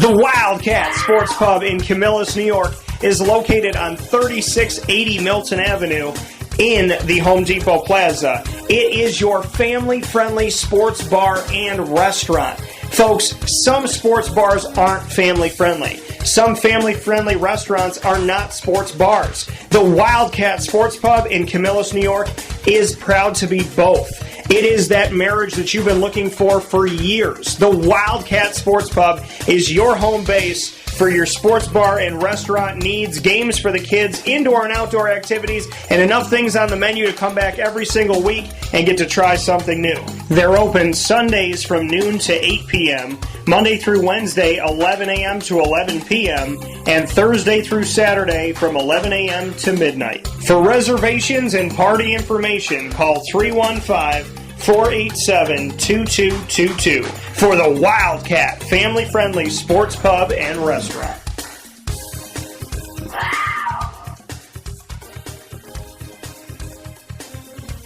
GG Cards and Breaks. Like, comment, subscribe. GG Cards and Breaks coming to you on 639 Delmar Place in Syracuse, New York is your one-stop sports card and hobby shop. You can head over there Monday through Saturday from 10 a.m. to 6 p.m. and on Sundays from 10 to 5. It is not just a sports card shop, folks, to me. To me, it is about customer service. It's about the love and the care and the attention to detail, the knowledge and the wisdom, the excitement, the child spirit. They have all of that. Josh and Anthony, they're opening cards all the time, opening packs, opening boxes, having those conversations, them and their staff. That spirit and that excitement of wanting to do something like this, of being big kids, that is why people of all different ages go into GG Cards and Breaks. And that is why you should all feel welcome when you go into GG Cards and Breaks. Be it a single card that you're looking for or a graded card, packs, boxes, so you can open it up and see what you get and try your best to pull out your favorite team and favorite player from there. You can also go to their back wall, which has, and it's the only place that I know that does this, they have every Major League Baseball, every NFL, and every NBA team.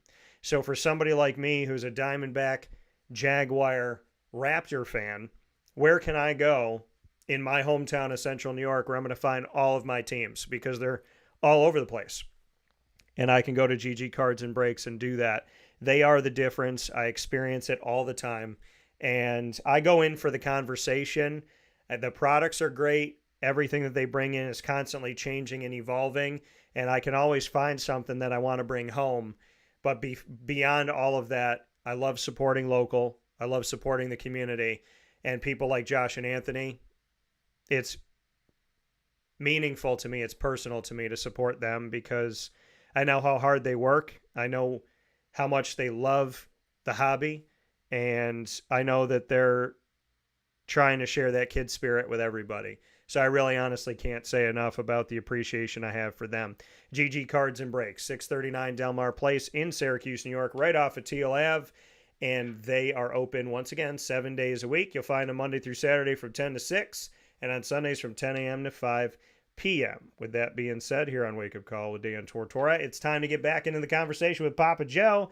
PJ Jizzle for Shizzle My Nizzle is here this morning with us inside the Heritage Hill Studios, and Papa Joe and I have the opportunity to speak with you about what is going on in horse racing. PJ, we know that we are in a place right now where we're coming off of the Belmont Stakes that happened at Saratoga Racecourse, and there's other Saratoga things going on. So I'm very, very excited about your thoughts here on what happened at Saratoga for the Belmont Stakes, as well as we move forward in the season at Saratoga, just what your thoughts are in the horse racing world. So fire away, PJ. Let this be the gunshot that starts the race. What do you got for me? That's good, yeah. Of course, the Belmont was just this last weekend. Everyone's got to remember that this is only a temporary deal. The Belmont at Saratoga is being run because the Belmont track that we know in Long Island is being refurbished to the tune of $480 million. So there's a lot of gambling money going into that. But the Belmont Stakes You could only get 50,000 people in there, Daniel. So you really got to call ahead for tickets, or maybe get them online or something like that if you go, because it's crowded, and it will be crowded. There's so much to see. The race itself was kind of an upset, we'd have to say, because a horse by the name of Dornoch, D-O-R-N-O-C-H, won the race. Some of the favorites didn't particularly do well, and I'll get through those. Just a little sidelight here on the winner of Dornoch. One of the owners of Dornoch is a gentleman by the name of Jason Worth. And Jason Worth played for Philadelphia Phillies for years. He's a guy that was always in right field with a big beard and long hair. Couldn't miss him. He retired a couple of years ago, got into the horse racing business, and here he is with a Belmont Stakes winner. There's $125 million. Listen to that number. $125 million that was wagered at Saratoga that day. What I want to say, all sources handle, which is the simulcasting places all over the country and even the world. That's where all the money goes into Saratoga. It was $125 million. 65,000 or 65 million. I just done one race. This race. But the race went as such. Dornoch is first. A nice 3-year-old from Todd Fletcher's lightly raced horse named Mindframe came out to be second. My horse, Sierra Leone, came third. He had a tough trip. Sierra Leone has a habit in the stretch. Next time you watch him, he wants to bore in, bore out, and the jockey has a tough time trying to keep him straight. If he keeps him straight, he wins the Kentucky Derby. If he keeps him straight, he wins the Belmont Stakes. He's a handful. Seriously, a serious handful to ride. He's so much talent. But anyway, Dornoch gets the win. Anna Marie came fourth. Antiquarium, another Todd Fletcher horse, came fifth. Protective sixth. Seize the Gray, the Preakness winner, was sort of outrun. He came in seventh. Your horse, Mystic Dan, came in eighth. He didn't fire for some reason. Maybe he didn't like the track, or maybe the crowd bothered him, or whatever, Yeah. But there's certainly as many people here as there were at Kentucky Derby. So for whatever reason, Mystic Dan didn't fire. The Wine Steward was ninth, and Resilience was 10th. The only problems with the race always happened with Sierra Leone. He's such a handful. He got whacked he got whacked by two horses at the break. Flavian Pratt had to settle him down, get him back into rhythm, because it's a 1.25 mile race. It's a long way. And by the time he got around going through the stretch, Pratt is after him to get going. He's going left. He's going right. He's a handful. So that's all. No one fell or anything, but it's just that. And the station did a good job in covering it.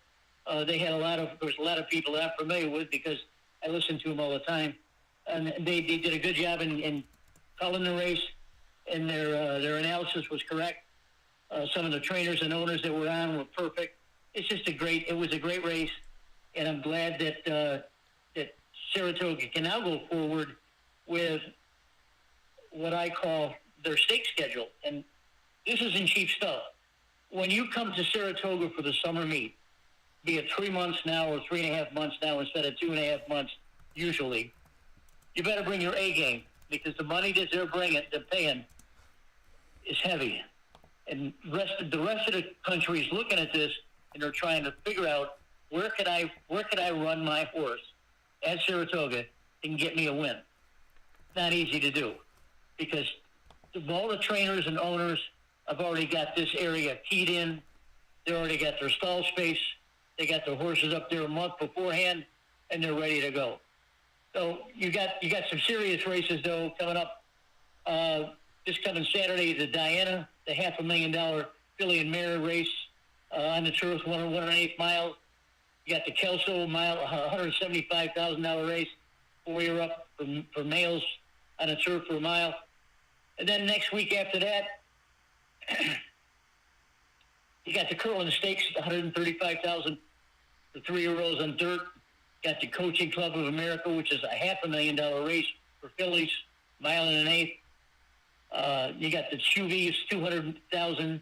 Honorable Misses, 200,000. These are all races that you have to enter months before to keep your horse eligible. It's called keeping your horse eligible. Yeah. Most of these guys, most of these trainers and owners, they will enter their horses when they're yearlings. If you think if you bought a yearling for $500,000 and you give them to Chad Brown to train, and Chad says, "Hey, we got something here. Let's start putting the money in." So you put the money in here. You go in the Kentucky Derby here, the Fairground Stakes, the Gulfstream, all over the place, Oakland Park, and before you know it, he's a 2-year-old, and then he's a 3-year-old, and he's a killer, and you already got your way in. Now the bad part of that is if you keep putting the money in as the horse is learning, and he doesn't do well, then you're out all that money. So this game is not for the poor. Don't think that anyone ever makes money on this game, because you don't. When you gamble, you lose. Period. But it's fun. You can gamble a little bit, here and there, win, place, and show and stuff. But you get in some of these exotic bets with pick 5 and pick 6 and trifecta, superfecta, things like that. You go broke. I did that when I was in the business for years. I always used to have to, every place I went to, I always had a little bit of a little sidelight where either at the track or somewhere, a Lions Club or something like that, I would give a speech on gambling. And I told them what my reasons are, and I told them that if you want to come to my racetrack and gamble, feel free to do that. But if you can't afford to lose the money in your pocket, don't come. And don't come with your paycheck, because I'm not cashing your paycheck. So you have to be hard, you have to be fair, but you have to give the fans a product. I was happy to do that, and of course, thoroughbred racing is no different than any other racing. It's gambling. It's gambling at its very highest, especially if you play all these weird bets that the tracks are coming up with. Not an easy game, Daniel. No, and the thing is, like you said, I mean, there's so many different things going on. It could get very confusing, especially for somebody that doesn't really get into it in the thick of things, right? Like, I might go out to Saratoga and be like, okay, I'm going to place a bet and pick a horse and do this and that and, keep it simple. There's a lot that goes into, like you said, the inner workings of all this stuff. And, when people think of the Belmont Stakes, you think it's one race. You think it's okay, it's a race on Saturday. But there was a million things going on. That started on Thursday. There was stuff on Friday, Saturday. There was stuff on Sunday. There's all these different elements and pieces going to it, which can be difficult to kind of navigate through. To someone who has never been to a horse race and or has never bet on a horse race, what's kind of your crash course, PJ, in telling someone like myself how to kind of navigate through the waters of something like that? How do you... like, if you had never been to a horse race and you've never bet on a horse, what would be some of the advice, like the crash course for you, to kind of give somebody that, like, initial information that they need to be able to kind of understand what's happening? Okay, if you want to do that, in any racetrack, first of all, you got to get the program and or the daily racing form, both, if possible. You got to acquaint yourself with the inner workings of the program. Read the cover, understand what it is that they're offering, understand how to do it and where to do it, and then you simply go from one race to the other. There's 30 minutes between every race. You got plenty of time to handicap. You take the first race, you understand what they're trying to tell you. You look at the horses, you look at the trainer standings, you look at the jockey standings, you say, which horse fits better for me to put my $5 win on? And that's what you do. You keep going, and as the race goes off and you look at it, you figure out where your horse is. Maybe came in last, but you learn something, and then you keep going and you keep going. I just caution everyone, and of course it's that way. You can't bring, if you can afford to lose the money in your pocket, you can go do that, okay? But if you can't afford to lose the money, and you got a wife and 2 kids at home, you don't need to be at a racetrack or a casino or anything like that. Yeah. Yeah. No, I mean, listen, it makes sense. And, and we always say this, and I want to let people know this, that's, so sometimes you can go out and gamble, right? You want to go out and you want to put some money on this and that. But like PJ said, you have to be safe with this, and you have to be smart about what you're doing, and you don't need to be putting yourself out there in a situation where you could be putting you or your family at risk when it comes to gambling. There is a national problem gambling helpline, which is 1-800-GAMBLER. That is 1-800-GAMBLER. It's the National Council on Problem Gambling. So make sure, if you do have a problem and you don't know when to step away, or you don't understand where the limit may be, make sure you call that number today and get some help. 1-800-GAMBLER. PJ, to get into the U.S. Open on the golf side of things here, when you hear U.S. Open, some people think tennis, some people think golf. Easily, kind of mixed up there because they're both called the U.S. Open. What can you say about the U.S. Open for golf, which started this morning early and will conclude this Sunday, and happens here around Father's Day? So a lot of dads and granddads and their kids and grandkids watch this as a family. And I know that last year I watched some of it with my dad, I believe. So U.S. Open, here we go, as it starts this morning and ends on Father's Day. What are your thoughts? Pine Horse number 2 is notorious. They've had several major events there over the years, and they're notorious for being what's called a tough track, which means it's not easy to drive, it's not easy to hit irons, it's not easy to putt, it's not easy to chip. It's just a hard track. There's plenty of undulations in the fairway. The greens are like tabletops. You got to bring your A+++ game to even make the cut at this game, and then you got to get lucky. But the good players that I've followed over the years usually coming on top, or at least in the top 10 or top 5. That's no different here. The players that you're going to be seeing probably on Sunday are the ones that deserve to be there. Right now, they're all just sort of trucking and driving out there, trying to make the best score they can. What people don't understand about golf is that you don't play your part. You don't play against the people that you're playing with. You play against the course. You have to shoot a score on the course, not what your buds are making, or not what your threesome is making. The only time that you really look at the players that you're playing is on the back 9 of the final day. That's when you look around and you say, okay, yeah, I got him, again. Okay, let's go. Let's go at it.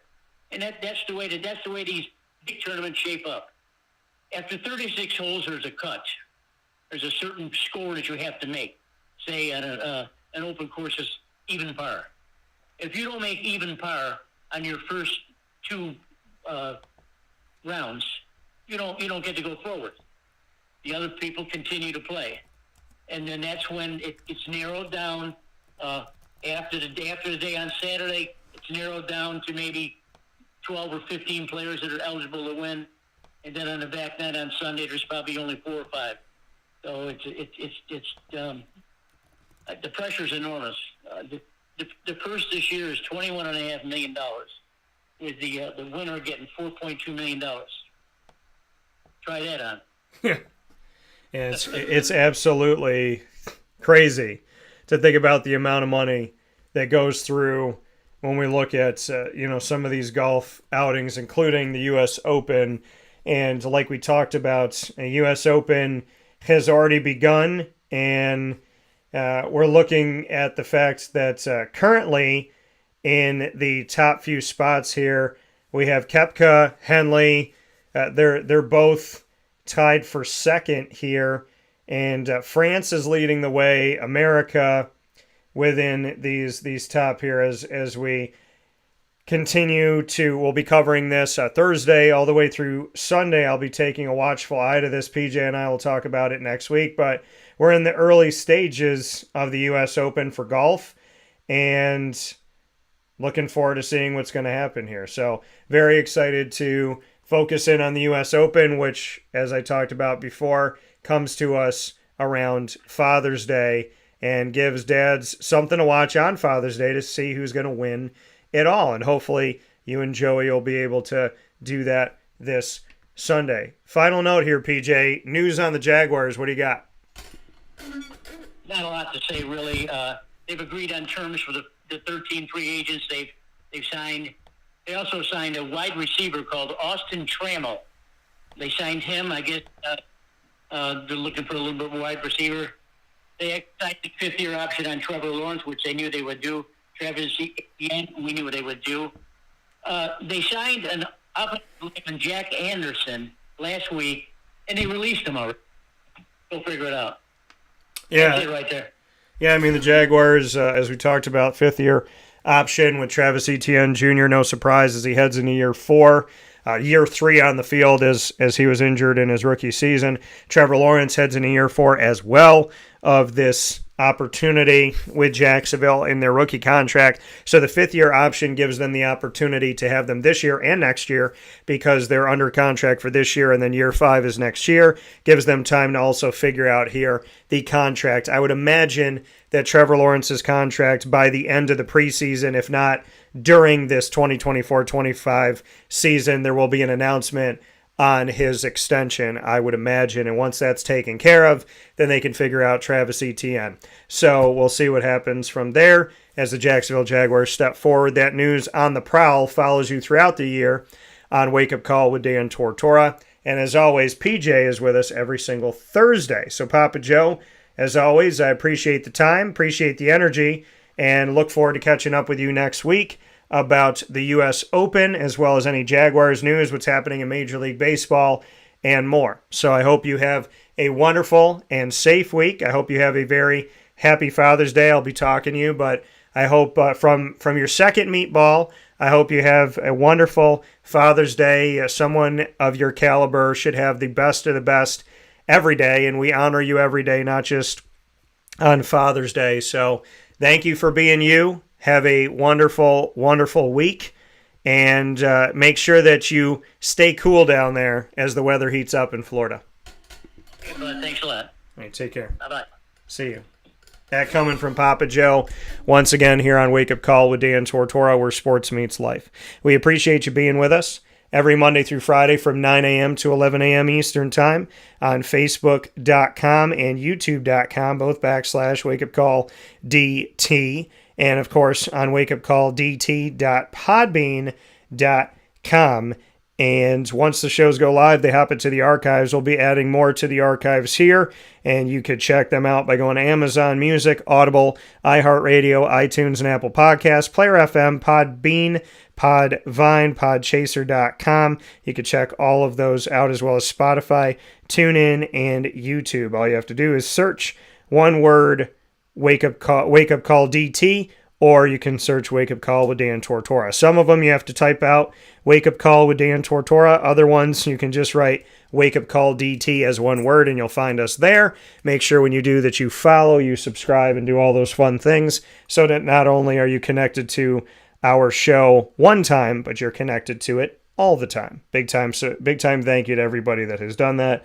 We appreciate it so very much here on Wake Up Call with Dan Tortora. And visiting our incredible partners in Central and Upstate New York, to me, is a must.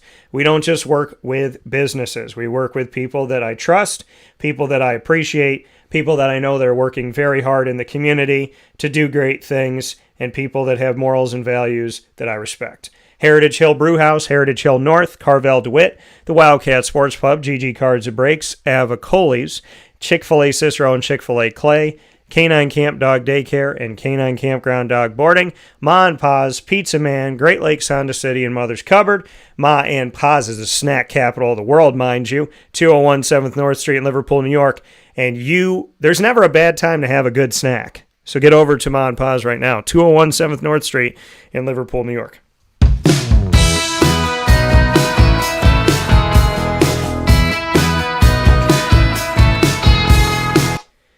The Lemoyne College Dolphins are exclusive multimedia marketing partners with Wake Up Call with Dan Tortora. You will find your Dolphins with our specials, AD and DT, as well as the Dolphin Dive, as we dive into the stories of student athletes, coaches, administration, future Dolphins, and alumni. All of our content with the Dolphins of almost a full 3 calendar years of being their first ever exclusive multimedia marketing partner in school history can all be found on youtube.com/wakeupcalldt. Click subscribe, hit the notification bell, and find the Lemoyne playlist. You can also find your Dolphins on wakeupcalldt.com's homepage and underneath the exclusive partners tab. For more information, go to lemoynedolphins.com. And as always, fins up.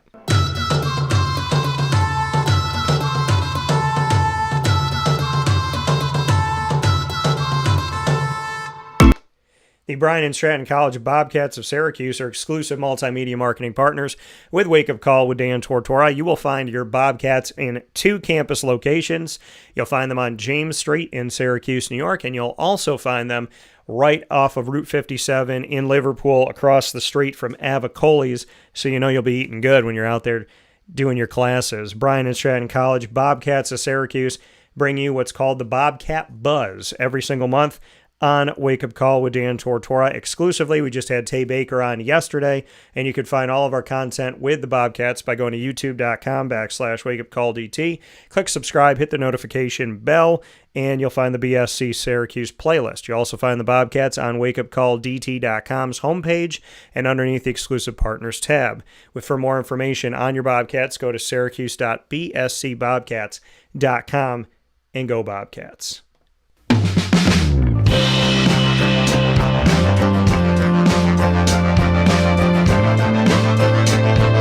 The Binghamton University Bearcats are exclusive multimedia marketing partners with Wake Up Call with Dan Tortora. You will find your Bearcats every Tuesday at 10 a.m. Eastern Time during Bearcat Time, and that will feature monthly specials, including Moments with Marshall, which is my opportunity to speak with Gene Marshall, the Binghamton University Athletics Director, on a behind-the-scenes look at the Bearcats and what's going on campus in the Southern Tier at Binghamton University. The Bearcat Break Room gives us opportunities to tell the stories of student-athletes, coaches, and administration, including the most recent story with Senior Associate Director of Athletics for Communications, John Hartrick, who has been in the world of athletic communications for over 3 decades, and all of that time spent at Binghamton University. So make sure you check out that special with John. You can find all of our content with the Bearcats by going to youtube.com/wakeupcalldt.